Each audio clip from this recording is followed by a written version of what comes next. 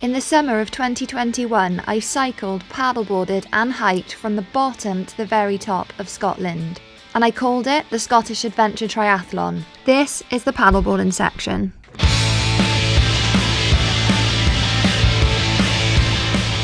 Death zone. This video is proudly sponsored by Skillshare. Skillshare have been quite a regular sponsor on my channel recently, and that is for a specific reason. Let me tell you. Skillshare are not about buying millions and millions of stuff. They are about investing in yourself, which is something that I am proud to encourage you to do. And today I have the best value offer of the year on Skillshare memberships for you. Skillshare is an online learning community with thousands of online classes and members across 150 countries. This month I took a class called Plants at Home, Greening Up Your Space with Christopher Griffin. Remember Barry, the houseplant that I randomly bought after doing a different Skillshare class? Well, Barry's doing really well. I know, I didn't expect that either. And what I also didn't expect was how obsessed I was going to get with Barry. My eye is drawn to him every time I walk in the room. So I wanted to understand a bit more about how to look after Barry, in particular when I need to repot him, which thankfully this lesson helped me understand. So it turns out houseplants are not as complicated as I thought. And I'm now thinking about getting a snake plant, Barry. I'll keep you posted. Invest in yourself this holiday season. Take advantage of Skillshare's best deal of the year. For a limited time only, use my link to get 50% off your Skillshare subscription. Is there a Skillshare class on walking? If you've seen part 1 of this series, you'll know that I started this adventure in Lockerbie, where I left my van. I cycled 180 kilometres to Inverkip, which is where I'd start paddleboarding from. But I couldn't do that until I'd returned to my van to get my paddleboarding kit. Train strikes meant the closest place I could get a train from was Glasgow, so that added an extra 50 kilometres of cycling on. But less than 24 hours after I'd been in Glasgow station with my bike and kit, I was back with my paddleboard and kit. God only knows what the train staff thought.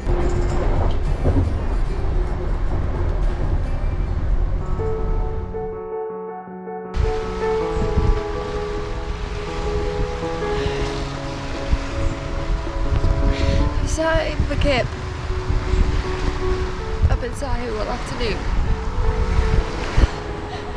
I can't stop thinking that I can't do it.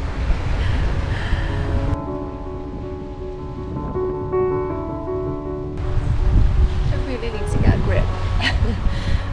I've spent so long planning this. I really want to do it, but I'm just having a fucking meltdown. Thinking that I'm an idiot. Need to get a grip. Need to get a grip. I'm going tomorrow morning. So just need to get over it. Build a bridge, get over it. In fact, if I could build a bridge, I'd just walk over it rather than paddling. No, I wouldn't. I want to paddle it. Yeah. This is what's happening right now. Coming to you from Inverkip. What I've learned over the years is that this is my brain's way of trying to protect me. Faced with the start line, things suddenly become very real, and it does everything it possibly can to try and stop me. You're an idiot, this is a stupid idea, you don't know what you're doing.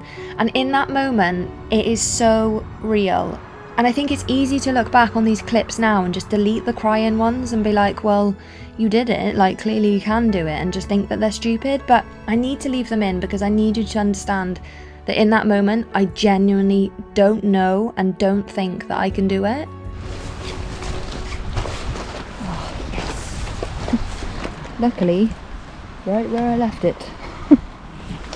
I've just been to Sainsbury's for snacks because I was having a meltdown. So I needed to cheer myself up, so I had to go and get, obviously I've got loads of food in my bag, but I needed extra snacks, so I just literally left everything there and thought hopefully no one robs it. Luckily they didn't. Otherwise I'd be on the Clyde without a paddleboard. Forget up the creek without a paddle. You will never feel ready to do the thing that scares you. You just have to push past these thoughts at the time and start. Stick to the plan and start. It also kind of helps if you've told everyone you're going to do it as well, because honestly, all I thought right now was, I've told everyone I'm going to do it, so fuck it, I'm going to have to do it.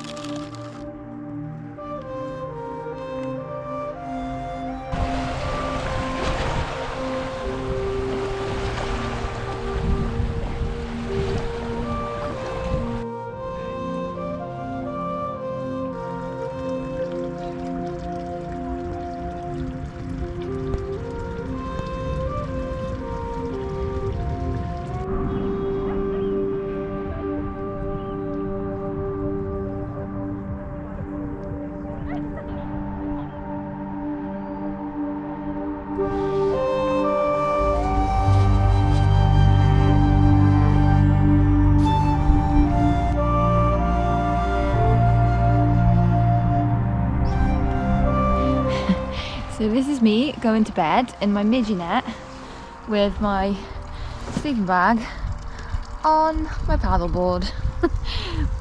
I'm literally getting up at like 3:30 or something, so I thought I'm not putting the tent and stuff up, so I'm just gonna sleep here. I'm not gonna sleep much anyway, it's like 11 o'clock now, so little bit of a nap maybe. Wish me calm seas for the morning. I don't know if I believe in signs, but if that sky was one, it was definitely saying, get a frickin' grip, because this is going to be mint. Don't know if you can see anything, but it's not really that dark, like it's light enough for me to see. There's no wind, so I'm just changing and sorting my kit, because I think as soon as there's like any more light than there currently is, I'm just gonna go, yes, let's do this.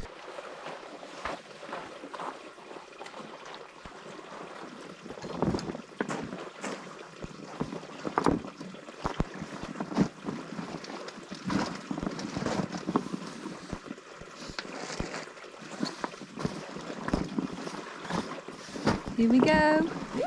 It's such a beautiful morning.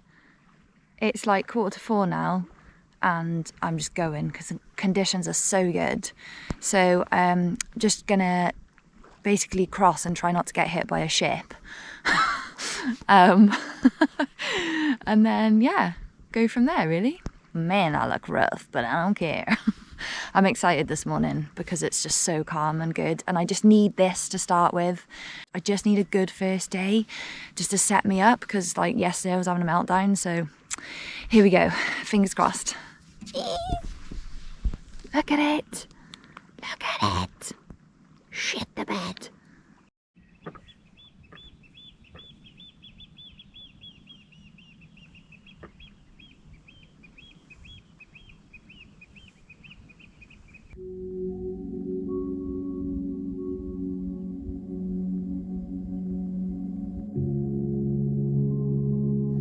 Wow, look at that.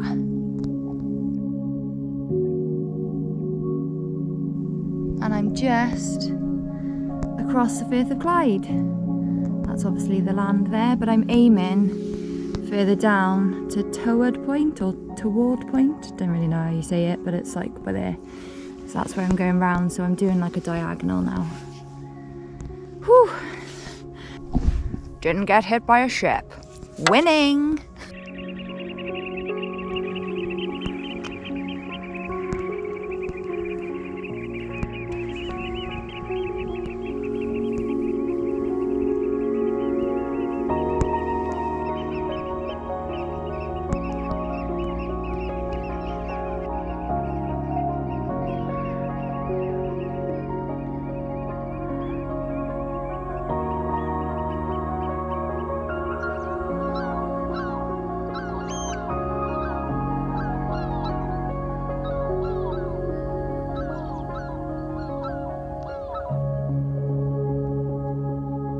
There's a dolphin. Or a porpoise, whatever. Where you gone? Come back. There.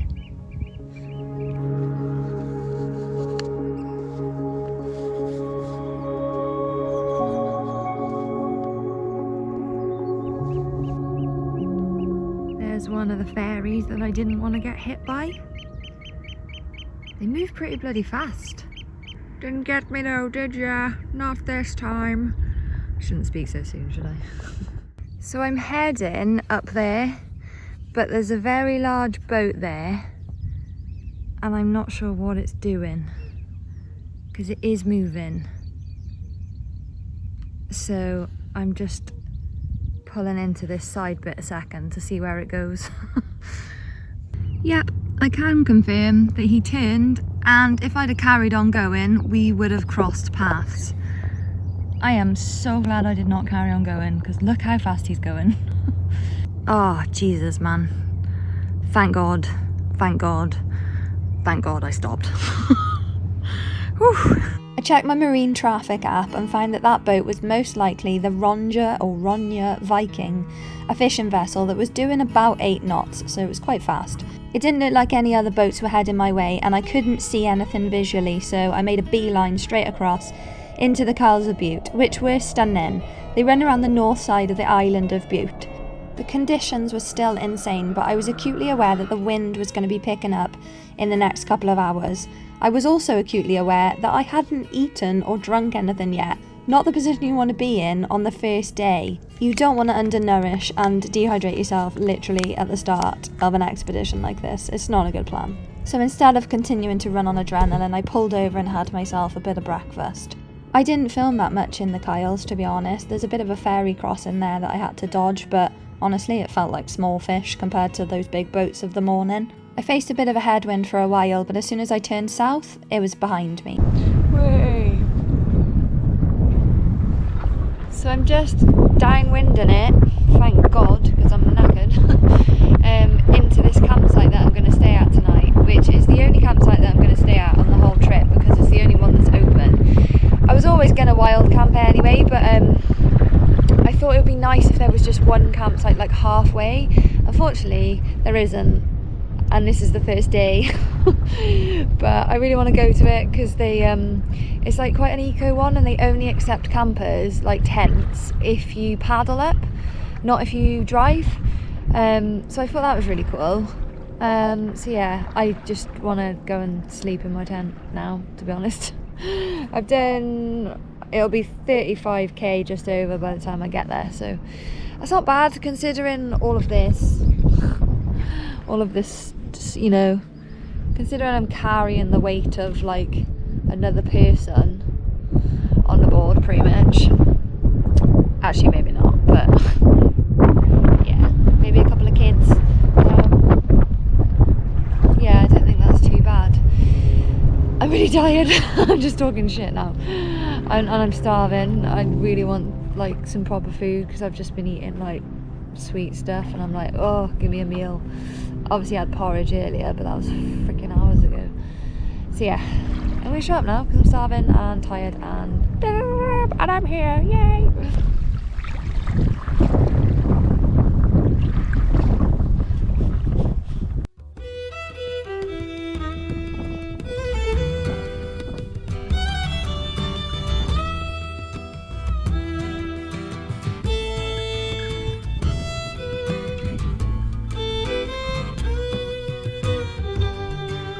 So this is my campsite for tonight, and it is an actual campsite. It's the only one that's actually open on the whole route, and the only reason I was looking for a campsite is because I wanted one about halfway, so that if I needed to like recharge batteries or like get other stuff or like wash some stuff or like I just thought it would be good to have one like halfway. Couldn't find one anyway, and this was the only one that was open, and it happens to be like night one when I don't really need it, but I've had a shower anyway, so you know, it's all good.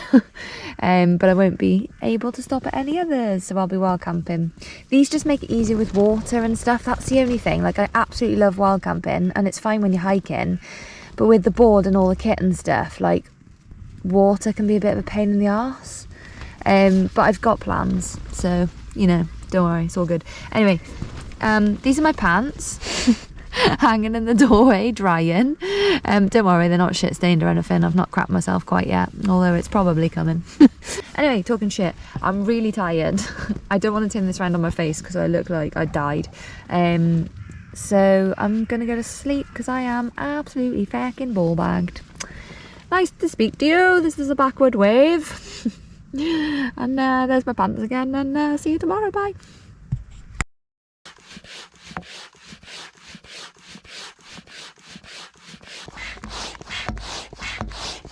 So I'm just about to set off. There's one bag, the other bag is on my back, there's a bit more kit, and there's my pump, the board, I don't know if you can see it. Anyway, it's down on the water, tide's out at the moment. By the time I've like pumped up the board, packed away all my kit, moved it all down to there and like got it on the board and everything, I've already worked off my breakfast. I'm ready for another one, boys. Fun times. The conditions are perfect, so I'm so flippin' chuffed, and I just need to get on with it. I'm in that thing at the moment where I'm at the beginning of this like subsection of this challenge, and because it's like a sort of medium length, it depends what you class as medium length, but it's more than a couple of days, so I can't even breathe. So I need to not rinse myself in the first couple of days, but also I need to make the most of the conditions to get as far as I can. So I'm like really fighting with myself over like how much to push it. I'm probably going to overdo it because the conditions are so good, and I know this, so I probably just need to accept it and move on. Anyway, let's go.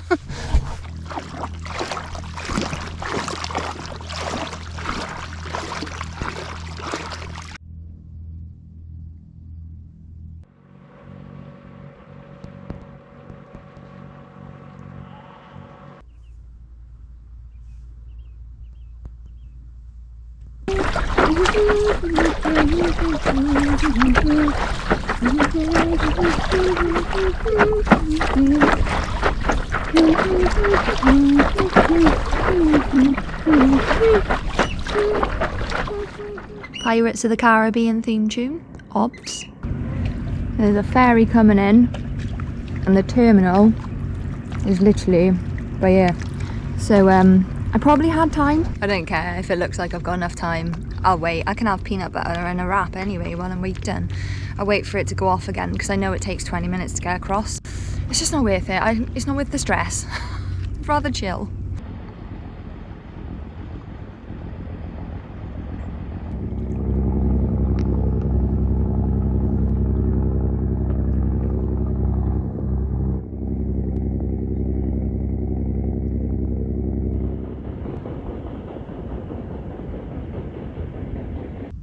I'm just having a fizzy fish break.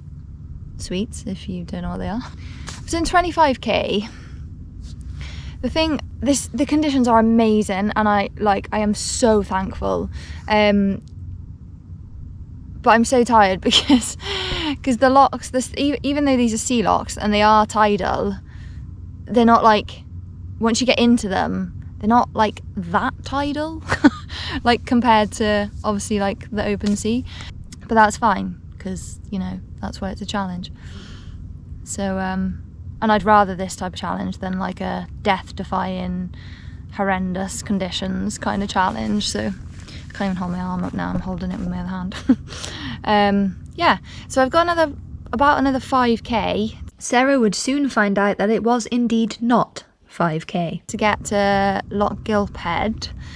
And then I'm either going to camp by there somewhere, or I might hide my stuff in a bush, go to a Tesco Express, which I saw on the map, buy like loads of salty crisps, because that's just what I feel like I need, and maybe something healthy. And either stay there or cross Loch Gilp and get onto the Crinan Canal tonight. I don't know what to do. I'm not going to sit here filming myself going, I don't fucking know, because I just don't fucking know. So yeah, I'll get back to you when I do fucking know. Alright boys. Lol. Crossing the loch now. Loch Gilphead is in there. So we've got to cut across here. But I can't see any massive ships. So we should be good.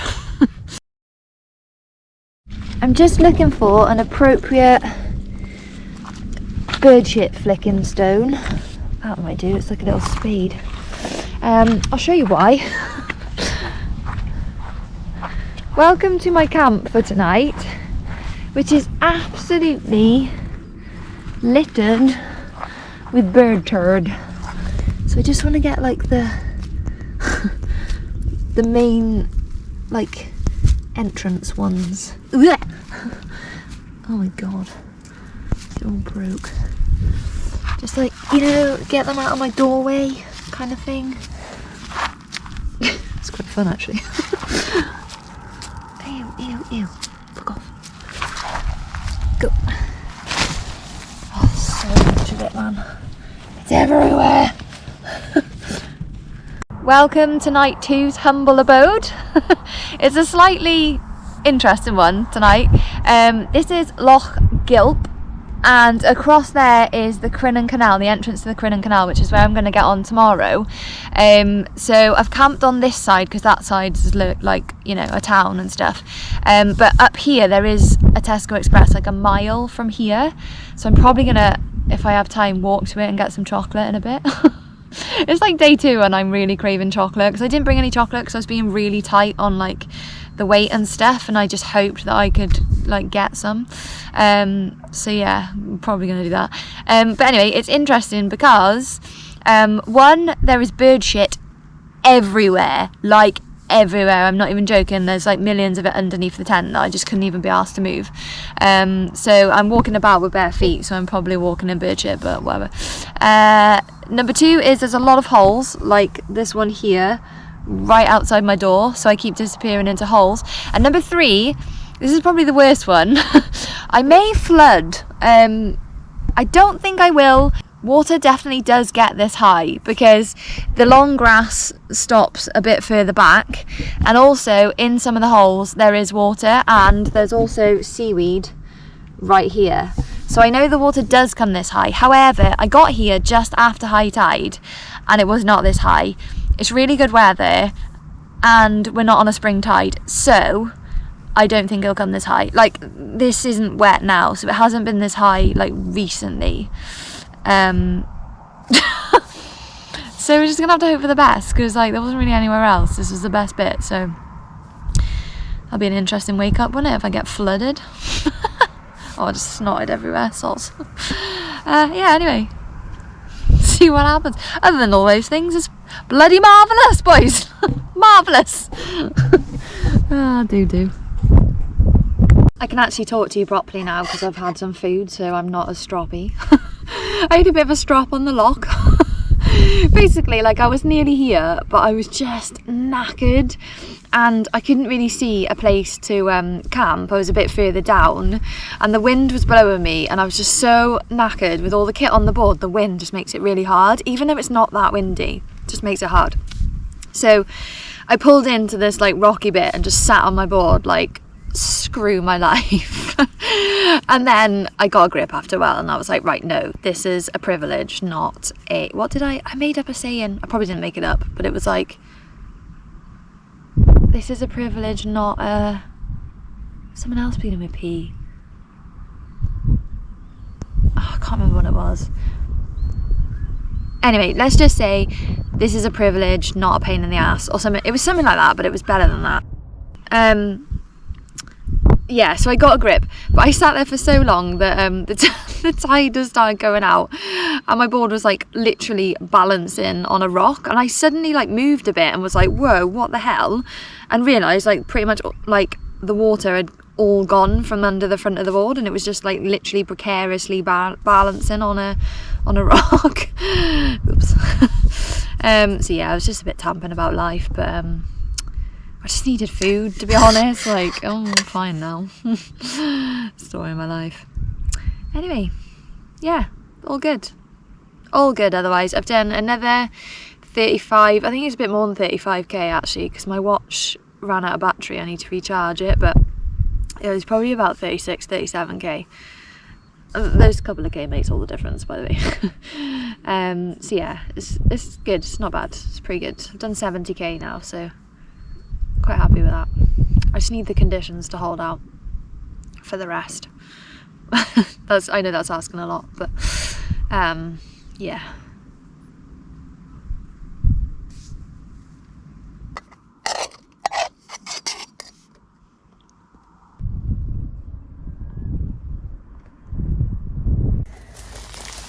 This is what I'm doing to try and get to the shop for some more sweets and some chocolate. Ow! Oh, the bloody bramble there, you bastard. I think I just stung my ass. Oh god.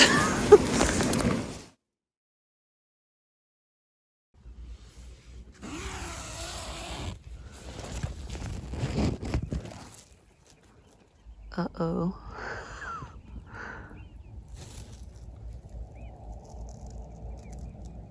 That's getting pretty close, boys.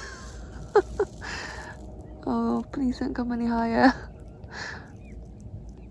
Shit. Keep paddling. Death zone. Death. Oh, for fuck's sake. This area is the bit that I've been really scared of the entire time.